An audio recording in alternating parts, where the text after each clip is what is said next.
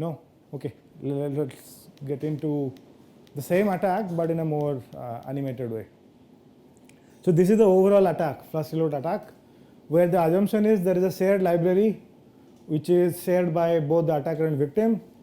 The attacker actually flushes few addresses of interest. Okay. Then the victim comes and reloads, and after that if spy gets a hit, it deduces that victim has brought it. Okay. So let's see this. So this is more animated way of saying it. So you have a shared memory where there is a shared library, so both of them can access that particular library.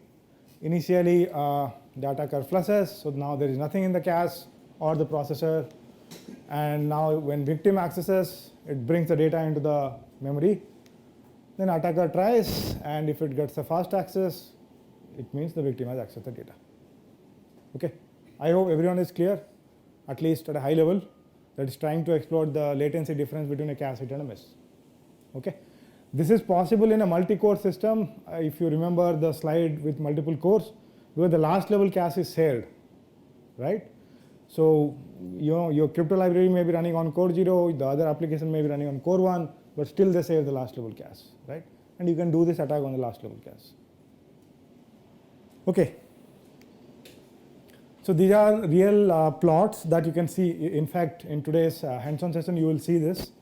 So these are actually observations made by the attacker. The x-axis shows the latency or the time, and the y-axis shows how many times you got this particular latency or the time. Okay. So if you look at the difference between hit and miss, anything below 200 cycle is actually a hit. Anything above 200 cycle is actually a miss, right?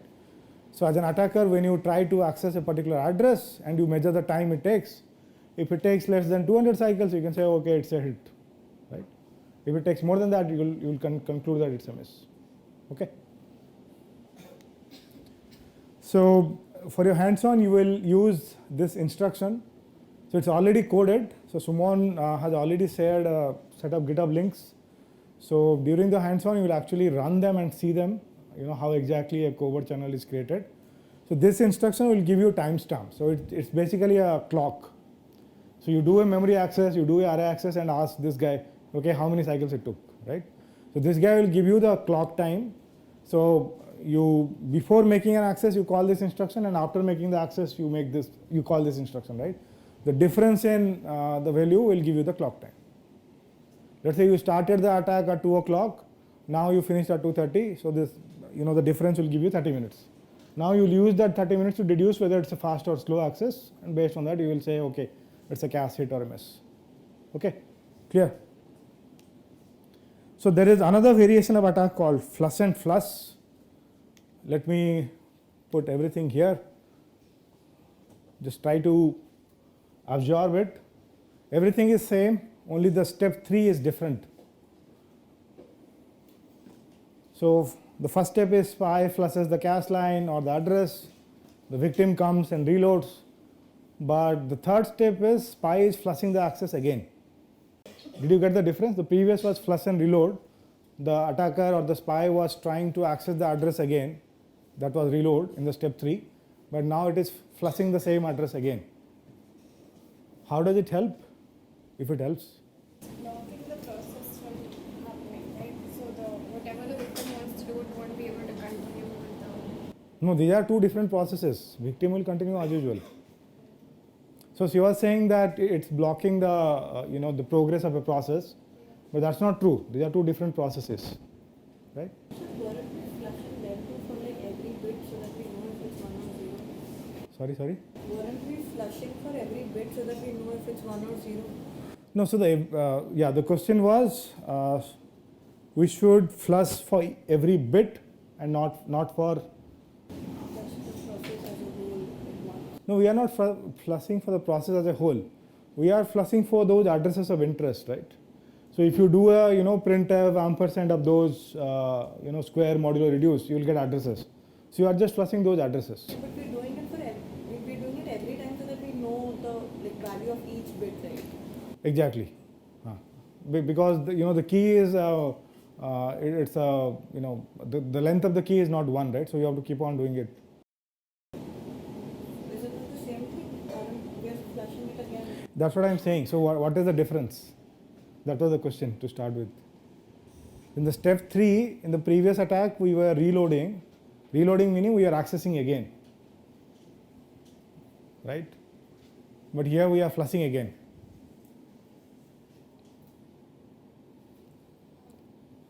Just try to think, in the previous case, when you do your reload, what are the two possibilities? You will get a hit or miss, right? If you get a hit, it means the victim has brought the address. If it is a miss, then the victim hasn't brought the address. Okay.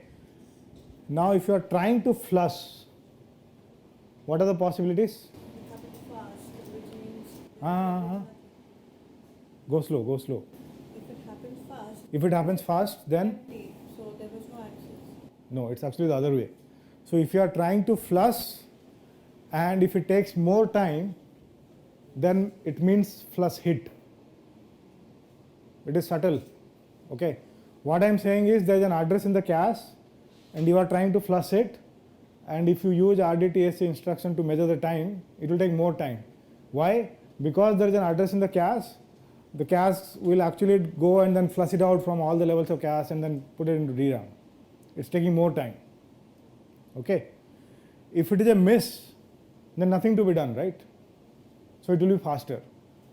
So it's an attack where miss is faster than hits. Is this clear? If it is a miss, there is no address to flush, so it will get over pretty soon. If it is a hit, that means there is an address that has to be flushed. So it will go and check whether it's in L1, whether it's in L2, whether it's in L3. It will make sure it's flushed out. So that will take time. Okay. But at the end of the day, again, you are measuring the difference between hit and miss. But here the intuition behind hit and miss is different. Here hits are slower and misses are faster. Is this clear? Okay. So we will give you the flush reload attack for your hands on. If you want, you can try your luck with flush and flush attack. Okay.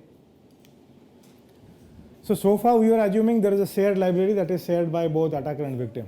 Question. What's the point of flush and flush? I mean, that's the same thing as flush and reload. I mean. What's the point? Yeah. So that's a good question, right? So her question was, what's the point of flush and flush? If you have flush and reload, what's the utility? What are you getting? There should be some benefit, right? We don't need to access it. We don't need to access what? Whatever the victim was sending, so we don't need to access that thing. So why is it a good thing? Because when we access it, it takes more time to. No, that is just the attack semantics, right? So her question was like, what's the big deal about this flush and flush attack? If I can attack using flush and reload, why should I go for flush and flush? So is it because the frequency of cache misses is more, so Okay, so then so it will just be quicker to do this kind of attack? It fair will be enough. faster. It will be faster because you won't be sending memory access. Anything else? Go on. In flush and reload, we have to make sure that we are trying to read from the L3 cache, because if it's in L1 or L2, then that's not the shared space. In flushing flush, it will clear out all the way from L1 to L3. I'm not sure whether I got it, but you are saying there is some notion of time which is helping you in terms of flush and flush attack. Can you think in terms of systems where, let's say, there are detectors employed in a system? Detectors meaning attack detectors. So imagine your Linux OS is putting a detector which will detect cache attacks. Which will be easy to detect, flush and reload or flush and flush? Why? Because we are firstly flushing it and then sending it again. But if we just clear the whole thing, then it will not be. No, it's not conclusive. Requesting memory access. You are requesting memory access, so It will be able to detect that. When you flush and flush, you're not accessing, requesting for anything. no, in flush and reload there is a pattern, right? You are flushing, then again accessing that address. Right here you are just continuously flushing. right? So let me just finish, okay. So if you have a detector that looks at, okay, how many memory accesses you have made in a small interval of time, then you can easily detect flush and reload. And then you can inform the OS saying, oh, this guy is fuzzy, deschedule it, done, attack over, right? So this is a stealthy attack, flush and flush. Unless you have a pretty, highly sophisticated detection mechanism, you won't be able to detect flush and flush attack easily. Okay, does that make sense? You had a question. So I was just implementing that we can use flush and flush is better because if there is nothing changed or there is no new address, we can run it continuously without any stoppages. But Yeah, so the same thing, right? That's you are suggesting. Yeah, a bit more agile, right? Yeah. Anything else? Any other data points? Okay, so the key here was like if you have a detector that can look at memory accesses, then flush and reload is easy to detect. Okay, so let's move on. So far we have been assuming that there is a shared library that is shared by both the attacker and victim. But that may not be the case for all the applications that you are running, right? So what if there are applications which are completely independent, right? So let's say the crypto library is not sharing anything with you, right? Let's say that's not a shared library, first of all, right? So in that case you can't do flush and reload attack, because the base for flush based attack is there is something shared between attacker and victim. That's why you are able to flush it. Okay, so in case where you don't have the luxury to flush, there is an attack called prime and probe. It's a bit more difficult to mount and it's a bit more noisy. The protocol is pretty simple to understand, no big deal. So in flush based attack, you know that this is the address, right? This is the address which is of interest, so I can go and flush it. But here you don't know. Like imagine a cloud or a data center environment where there are multiple users sharing a particular system, right? And you have no clue, right, what other users are doing, right? So, and obviously you can't CL flush, right? So what you should do is you should actually try to fill the entire cache. So write a for loop with large array. Let's say the cache size is 2 MB, 4 MB, 8 MB. You just write a big array which will fill the entire cache. Okay, that's the first step, which is called the prime. And then the victim will come. Let's say it wants to do some crypto, it wants to do something. So what will happen? Because the cache is full, when the victim comes, it will evict something, right? Because the cache is full with attacker's data. So when the victim comes, victim will get miss. Okay, and victim will kick out some attacker's data. Now the attacker will try to fill the cache again. Okay, and now when it tries to do, what will happen is it will take more time, because victim has come and evicted few, right? If victim had not come, then when it tries to access the same addresses again, it will get hits everywhere. So again, hit and miss difference, there is no big deal here, right? But the threat model is different. You can't have sharing here, and you can't use CL flush here.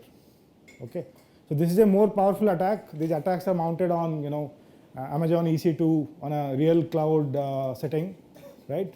Where the two processors are running, and then you can actually mount a prime and probe attack. Okay, needless to say, it will be pretty slow because you need to send requests to fill the entire cache, right? Which means you have to write a for loop with a large array just to make sure that the cache contains your own data and nothing else. Question? No? Okay.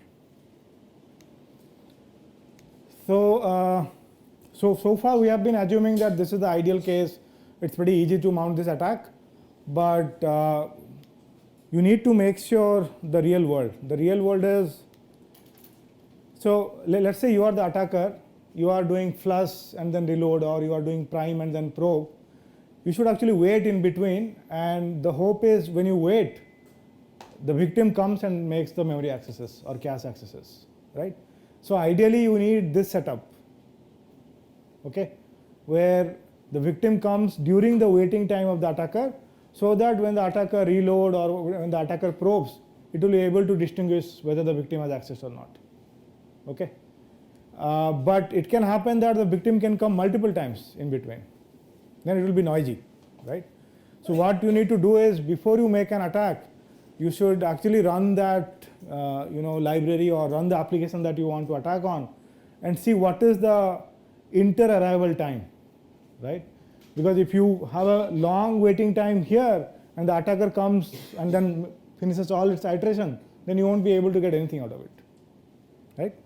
So this notion of timing is pretty crucial. You need to wait actually. You need to flush and then you need to wait for a few cycles so that the attacker comes and accesses, right? So this is again specific to a particular application. You can't assume it's a generic number, okay? Questions? No questions? Okay, go on. Sorry? In the previous section, the plus and reload. Previous, which one? You just said that if we had some memory detector, Uh-huh.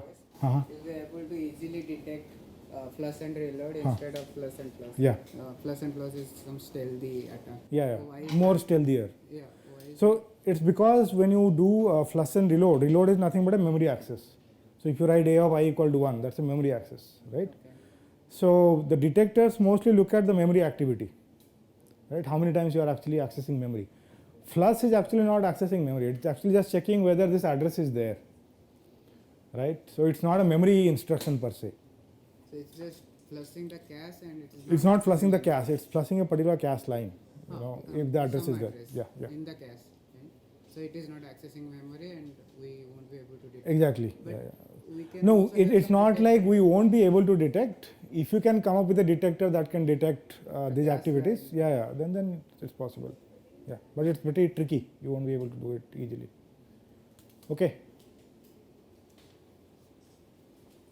More questions, queries? Well, if the attacker is like pulling the entire cache, why will there be any hits at all? So the question is, if the attacker is filling the entire cache, then why will the attacker get hits? If there is no one else in the system, then the attacker will get hits, right? So let's say I wrote a program that is accessing a large array, okay? And I waited for a few cycles. Let's say I put a sleep call, and then again I try to access the same array, right? If no one is accessing my cache, then I will get hits for all the accesses. Questions, queries? Is it easy to understand, or none of the above, or all of the above? In prime and probe attack, there is no sharing of cache, right? There is sharing of cache, but there is no sharing of addresses. Okay. Yeah. Cache is shared, right? I just show you that the L3 is shared, yeah. So since the addresses are not shared, you won't be able to flush it because you can't write program to flush those addresses. Okay. Huh.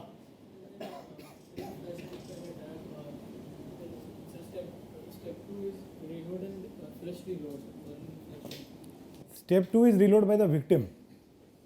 So the hope is that I have flushed out something and I will wait for some time, and while I wait, the victim will come and reload or access those addresses.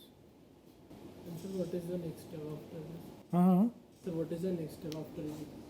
The spy will come and flush it again. What's the query actually? So which step was different than flush? The last step, right? That was flush and reload, and it is flush and flush. So the main end was to find the key now. Yeah. So if it just flushes the cache, so like we will not gonna know the length of the whenever it hits. No, so yeah, the question is, we started with the notion that okay, we want to extract the key or the zeros and ones of E, right? But then we are doing it within a loop. There will be so much noise, there will be so much ups and downs, right? So finally, what are we getting, right? So whatever we have discussed so far, this is just the attack step. We didn't discuss about pre-attack step and post-attack step. Okay. So once you finish this attack, then let's say you get a log, right? Then you have to do some post-mortem analysis. Okay. I'm not going to touch that. That will be too heavy for afternoon session, but you have to do that. Okay? Okay, let's move on then. So we are done with this. Yeah, now the question is, how practical are these attacks? Can these attacks make your bank balance zero? That's the question, practicality. Suddenly your 1 million will become zero.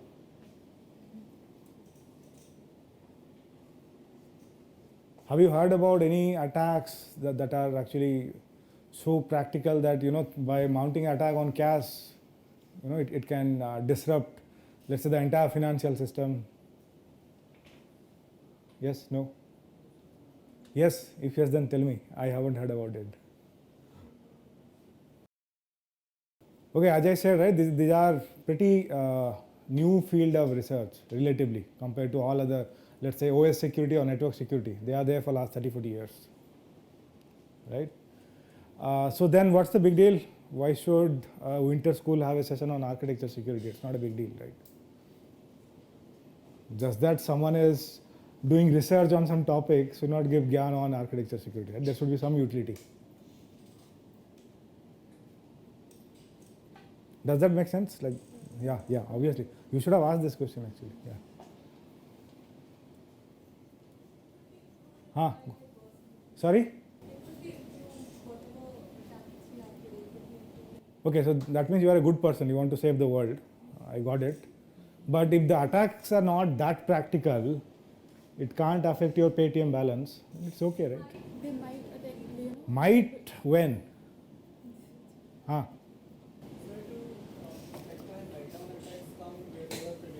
We don't know about Spectre and Meltdown, right? Spectre and Meltdown, I'll just talk about that. So any other philosophical answer? It should be philosophical, you can't have textbook kind of answer. If the attacks are not practical, then what's the big deal? Why are we discussing about it? Why hands-on?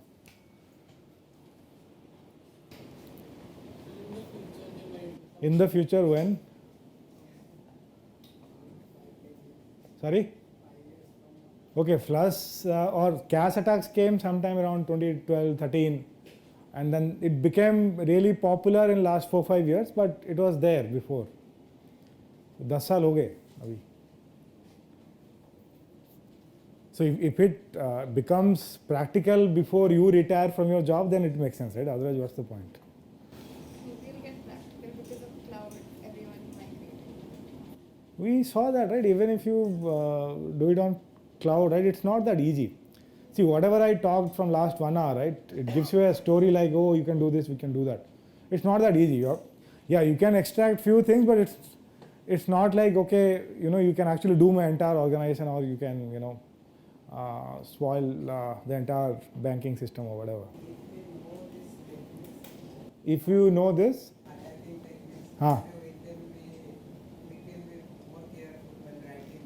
that's what. So you are actually trying to save the world, right? Like, you will be more careful, you will be a good citizen, right?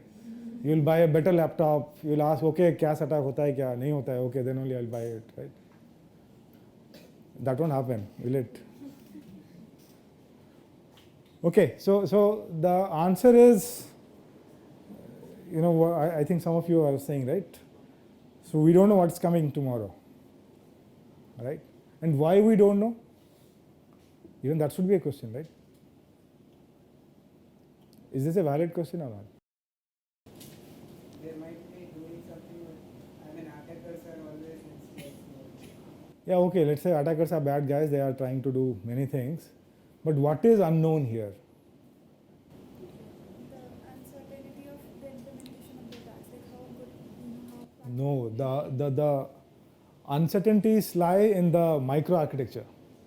So every company has their own microarchitecture, right? Let's say caches, branch predictor, if you have heard about it, right? And all those stuff. And they are not disclosed.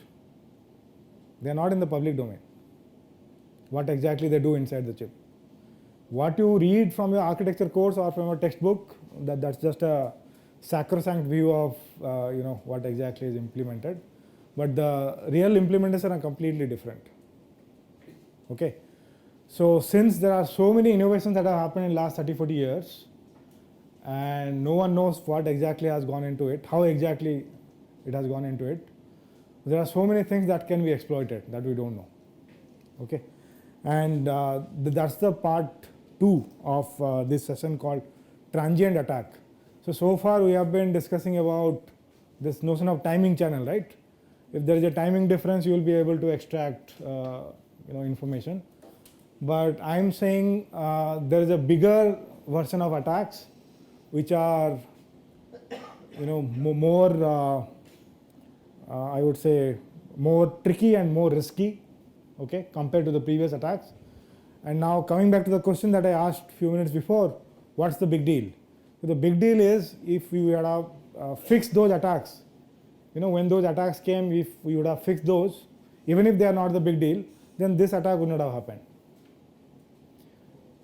Okay, so that's the big deal. So you are not fixing your past, and the past is haunting your future. This is a general philosophical statement, right? No big deal. Yeah. So we'll see how exactly CAS as a medium can create a new attack, not the same old timing channel, but a new attack. Okay. So I'll give you some definitions. It may be overloaded, so bear with me. So these attacks are called transient execution attack. Okay. Transient meaning temporary, right? Not permanent. The English meaning of what transient is, it's not permanent, right?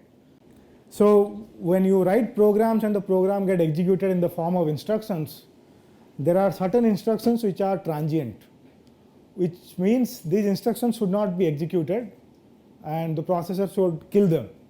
Okay. But then the question is why this transient instruction come into picture. We'll discuss that.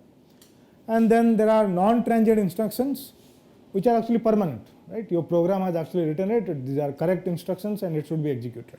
Okay. Now to understand what's a transient instruction, let's understand what exactly happens on a modern processor. Okay. So let's assume we have written a program, that program has only 5 instructions, 1, 2, 3, 4, 5. Okay. So this is the order in which the instruction enter into the processor. Let's assume processor is a black box, instructions are entering into the processor in this order. Okay. So this is called in order instruction fetch. One by one it's going into the processor. Okay. But to get maximum performance, what modern processors do is they execute instruction out of order. So as long as there is no dependency among these instructions, then modern processor will actually execute them in an out of order way, which means instruction 4 that should have been, or instruction 3 that should have been executed after 1 and 2, now it can happen that they can get executed before instruction 1 and 2. Okay. As long as there is no dependency meaning, let's say you are writing something to an address and the next instruction is reading something from that address. Okay, at a high level that's a dependency. So when you do that, what happens is your processor tries hard to make sure that more and more instruction can get executed at a less amount of time, just to get more performance. Okay, but the crux is once they are done, finally you have to have a commit point or a complete point where you will finish the instruction in the order in which they entered the processor. Otherwise, as a programmer, you will get random output every time you run your program. Let's say you have done your addition first, then subtraction, and let's say they are independent. Okay, then it is okay. But let's say there is some dependency, and if you don't consider this in order complete, then every time you run your program, you will get different output. Okay. So the crux here is modern processor execute instructions out of order. The instruction enter the processor in order and they leave the processor in order. Is this clear? Okay. Now to make sure that the instructions are completed in order, there is a microarchitecture structure called reorder buffer. So it's a buffer which keeps track when exactly instruction enters into the execution stage, so that whenever this is done, it will make sure that we follow the program order and finish 1, then 2, then 3, like that. Okay. So even if 2 finishes first, I should not make it a complete deal. I should make sure that 1 finishes, then only 2 will finish. Okay, because anything can happen in between, right? So Now, how many of you have heard about branch instructions? So branches are nothing but the control flow jumps that we discussed, if-else statement, switch statement, for loops, right? So if you pay attention to this sequence of instructions 1, 2, 3, 4, 5, let's say the first instruction is saying, you branch into a particular part of your program if something is equal to something, right? Let's say if x equal to 0, then you do something, right? And there is a structure called branch predictor. It's a microarchitectural structure. What it does, it looks at the past of these branch instructions and try to predict whether this condition will be true or false. It's just a simple predictor. By looking at the past, next time when the branch comes or the same instruction comes, it tries to predict whether the branch will be taken or not taken, which means whether the condition will be true or not. Okay. How does it help? If the branch prediction accuracy is really high, then you can actually jump into the part of the program where the branch is actually jumping, right? For example, in this case, if there is an equal condition and if the condition is true, then it goes to instruction 5, right? Then there is no need to fetch all this 2, 3, 4. You can directly go to 5, right? But if the branch predictor is not that accurate, then what will happen? You can actually start fetching wrong instruction in between, right? Let's say at this point the predictor says, okay, the condition is true and you should go to instruction 5, okay? But actually it's not going to instruction 5. Let's say the condition if x equal to 0 is actually false, but the predictor says it's true, right? Which means the processor will actually start fetching wrong instructions, right? The instructions which are actually not supposed to be executed, right? Yeah, after some point of time the processor will realize, oh, okay, it made a mistake, so I should kill them. That's what I was telling you a few minutes before, okay? The notion of squashing the instructions or killing the instructions, okay? Is this clear, the notion of branch predictor and why it is useful? So modern processors, what they do, they employ something called speculative execution. The notion of speculative execution meaning you continue your execution assuming the branch predictor is 100% accurate, so that you will be able to execute more and more instruction, again performance, okay? So the idea is you assume this guy is sacrosanct, it predicts correctly all the time, and because of that you go ahead with the prediction, right? Once in a while you will make wrong prediction and then you will actually kill those instructions when you find that your prediction was wrong, okay? That's called speculative execution. So we discussed something called out of order processor where execution happen out of order, and then we discussed something called speculative execution where the processor moves ahead assuming everything is okay and later discards or kills instructions once it realizes, oh, it made a mistake, okay? But remember the previous slide, I introduced a structure called ROB where instructions actually complete in order. So even if you make a mistake here and keep on fetching wrong instruction, you will only know whether you have made a right or wrong prediction when the instruction reaches the head of the ROB. So which means if this particular branch condition, if it is predicted to be true but it's actually false, you won't do anything. The processor will keep on fetching, executing everything till this instruction reaches the ROB. That means it's time to complete. That time it will say, oh, okay, whatever I have done, is it correct or not? If it is correct, nothing to do, move on. If it is wrong, then it will kill or squash all the instructions in between because they are actually wrong path instructions.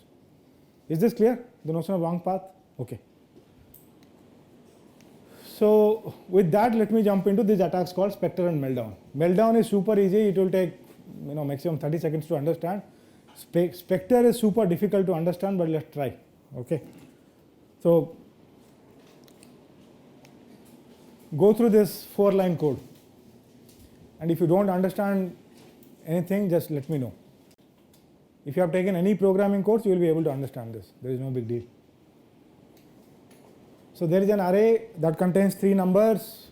There is a variable which is a constant. Then there is a if condition, and then there are some more accesses to the same array. Is this clear, this code snippet? So let's assume or let's make sure that this particular operation or this particular information is not available in cache, which means when you do a size of this particular array, you will actually go to DRAM. You can do that by flushing it. Okay. If you don't know the address, then you can just trash the entire cache like prime probe attack. Okay. You can also assume that this particular location is also not there in the cache. So basically you are ensuring that there is nothing in the cache. Clear? Okay. So now let's go through this code snippet one step at a time. Okay. So when you look at this particular statement, the value of attacker is 4. Okay. And the size of this array is 3. 4 is less than 3, correct? No? Okay. So we are not sleeping. So 4 is greater than 3. But as per branch predictor, in past, okay, if this branch predictor has seen this particular condition to be true, it will say no, it's true. So 4 is actually less than 3. That's the first type of the attack. Okay. So the attacker has mistrained the branch predictor. How? By sending correct statement again and again. Okay. So now even if this condition is actually false, the branch predictor says the processor go ahead. It's speculative execution, right? So the processor will go ahead saying, oh, everything is okay. So now let's see what happens next. So this is a way to mistrain this particular branch predictor. In the past you send the same branch with correct output. Okay. So that will mistrain the branch predictor and the branch predictor say, yeah, it's actually true. The condition is true all the time, but now it is false. Okay. So this is pretty simple, right? If you send 2, 1, 0, whatever, anything less than 3 continuously, the predictor will be trained. Okay. Now the processor in the wrong path. Is this clear? Because the branch predictor has made a mistake, but the processor doesn't know it. Okay. So which means this particular statement or this particular array access is actually getting executed, but it should not have been. So the value here is 4. This condition should have been false. So you should not have entered this particular if condition. But now it has already entered, and now what happened is it has tried to access something that is not mapped to its own memory. Because the size of this array is 3, you are trying to access some address which is beyond this address of this array. Okay. And because of this speculative execution, the processor has moved and it has tried to access that. Clear? So next, as I mentioned, right, eventually the processor will know that, oh, okay, I made a mistake. When the instruction reaches the head of the ROV. The structure that I said, right, which ensures in order complete. Okay. But by the time, let's say it takes around 200 cycles, because nothing was there in the DRAM, it's actually going on doing speculative execution.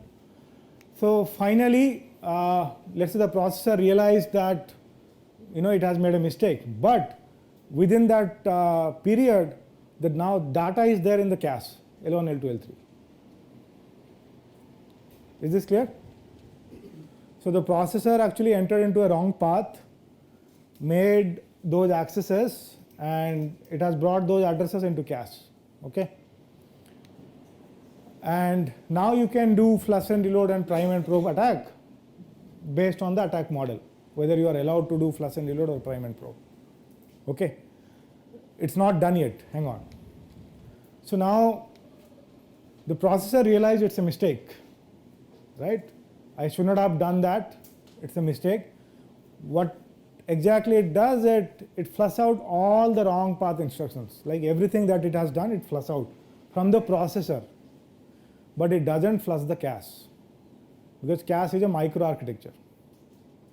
Okay. So then even if the processor assumes that, okay, I have done a cleanup operation, the data is still there in the cache, right? And now what you should do is, as an attacker, you don't have access to this array. because this array is actually going to a different address. Remember, it was crossing the array indexing, right? But what you can do is, you will try to play a game here by giving different indices. Okay. So now what are the possibilities? We are actually trying to get the value of this particular array, right? That was not supposed to be accessed by anyone else, right? But this particular data is already there in the cache, but we don't know and we can't access it directly. Okay. Now, but what I can do is, I can access something which is in my address space using another data structure, let's say my array, and keep on sending random values, right? So I'll put 0 here, 1 here, 2 here, 3 here continuously, right? So if I put a 0 here, then what it becomes? 0 into 512, right?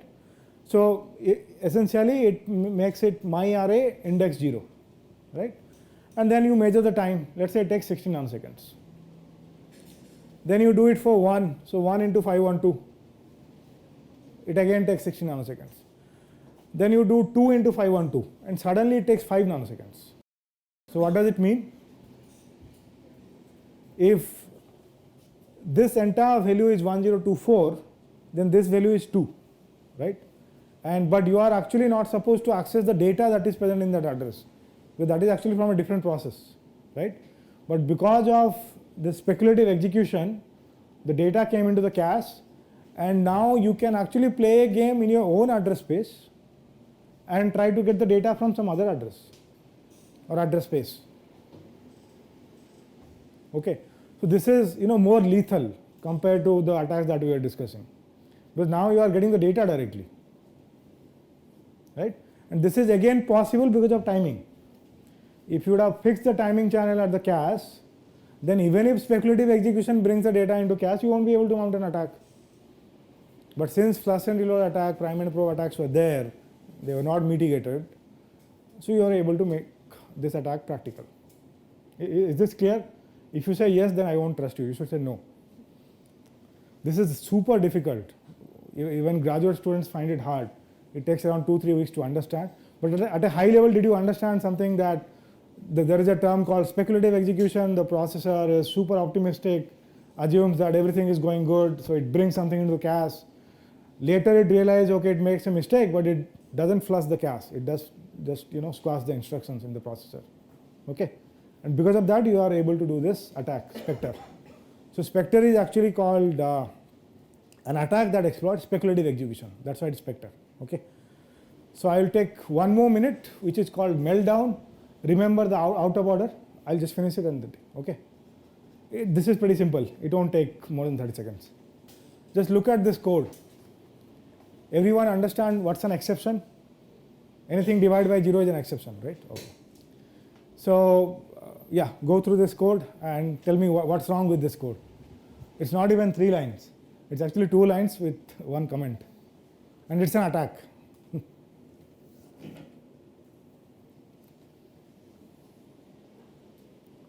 All good? Yeah, it seems you got something. No? I have already written. It's actually the out of order curse. So if you play with the order, what will happen? Before the exception is raised, the data is So this is actually kernel array. Kernel meaning OS. Okay. What bit changes and then you can just So here the deal is, in reality, you should have raised an exception, and because you raised an exception, you should not have gone to line number 3, right? You should have stopped. You should have handled the exception, right? Now the processor is super smart, right? There is no dependency. Exception is independent, this guy is independent, right? It will actually go and get this particular thing, then raise an exception, which means now this particular array is in the cache, right? And now if you do it within a loop, you can actually dump the entire kernel memory. That's what they did. When the meltdown attack came, within a night, people from Linux community, people from Intel and all, they created a patch and they fixed it. because it's super scary, right? If you can dump the entire kernel memory into your own address space, then the entire system is compromised. Now you know everything about every other processes. Forget about cache attacks. Cache attacks are nothing actually. Is this clear? This is pretty simple, right? You should have done everything in order, but you are doing out of order, assuming you'll get maximum performance.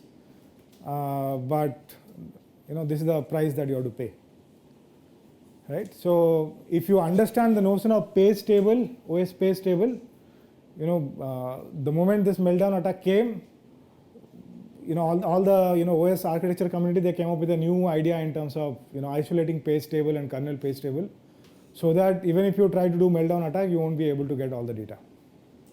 If you are interested, go and read something called KPTI, kernel page table isolation.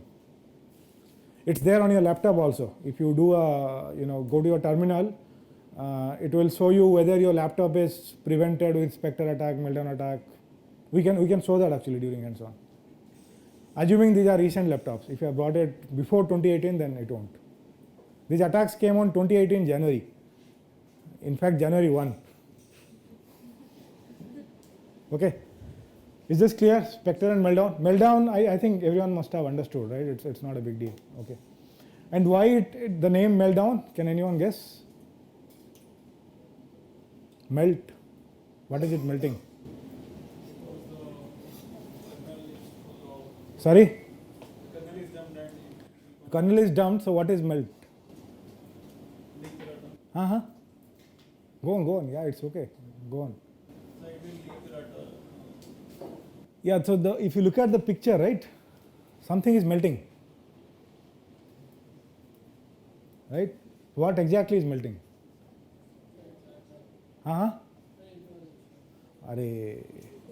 Information is leaked, that is taken.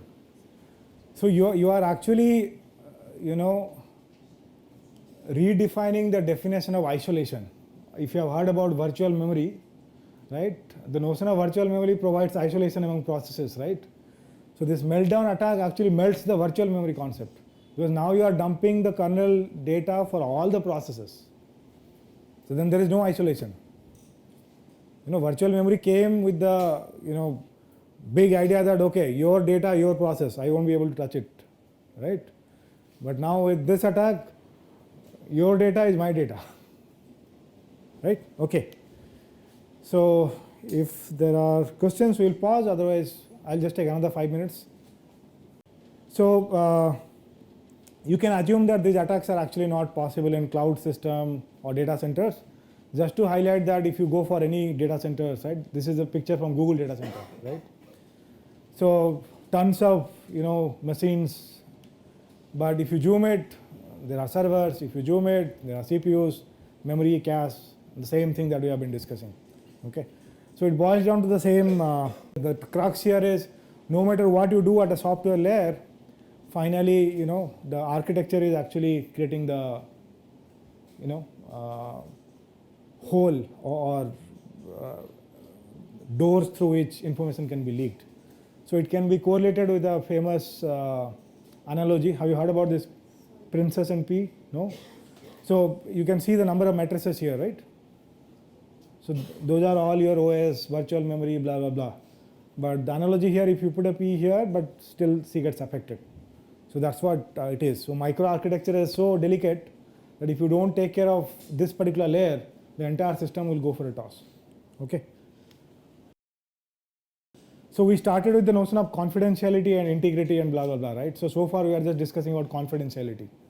Integrity is you change the data, right? Confidentiality is you are inferring the data, right? So this is an attack called row hammer, and it is on a DRAM. It's not on a cache, okay? So the attack, if you look at what happens is, do you remember the DIMM that I showed? It has many rectangular black boxes. So those black boxes contain something called rows, okay? And the attack is if you keep on accessing a particular address in a memory, the neighboring address get affected. So this is called hammering a particular row, okay? So if you, let's say if you send request to A of I regularly, then it affects the adjacent addresses or adjacent rows in this context, okay? Why it's a big deal? Because you don't know which process has the data in adjacent rows. Okay, so it can happen that you are affecting data of an OS, data of other process, data of other, hypervisor, whatever, right? So this is a big deal because it's affecting your integrity. Let's say you have stored some confidential information. Let's say there are all ones, and now because of rowhammer attack, they all became 0. Okay, so this is a pretty famous attack. Industry is paying attention to it. There are multiple proposals to mitigate. So to understand what exactly happens at a program level, so you make sure you avoid cache hits. How will you do it? CL flush, right? So you flush a particular address and you flush another address also. So make sure that this X and Y are not there in the cache, okay? And then keep on sending requests to X and Y, right? This is the 6-line code. This is actually the attack, okay? So if you keep on sending requests to X and Y, what exactly happens is, after a while, if you keep on sending this request, the content of adjacent rows get affected. This is mostly because the DRAM chips are becoming denser. More and more information is getting crammed into less area. So it's like if you keep on banging your neighbor's door, eventually you may get into your door, right? So that's how it is, right? So with that, maybe I'll stop. As we have already discussed that some of the attacks are actually not that practical, but as the future is uncertain, we don't know what exactly is coming. So it's better to look into all the ideas with the security angle. Okay, that's why this session was conducted. So if you are interested in research, you can go through all these conferences. Mostly this field of research is about proposing new attacks, or proposing mitigations to existing attack, or proposing attacks to mitigations. Let's say you have mitigated, I will propose an attack on your mitigation, saying that your mitigation is actually not useful, right? So if you love the cat and mouse game, then this is a wonderful area of research, right? Every week, every month, you will find something or some mitigation is broken, some new attack is there. Then industry, academia will come up with their mitigation. Then some other set of new attacks will come. So these are some of the attacks that my group came up in last 2-3 years. Most of them have Indian desi names, just to make sure that it's from India. Okay. So yeah, with that I will stop.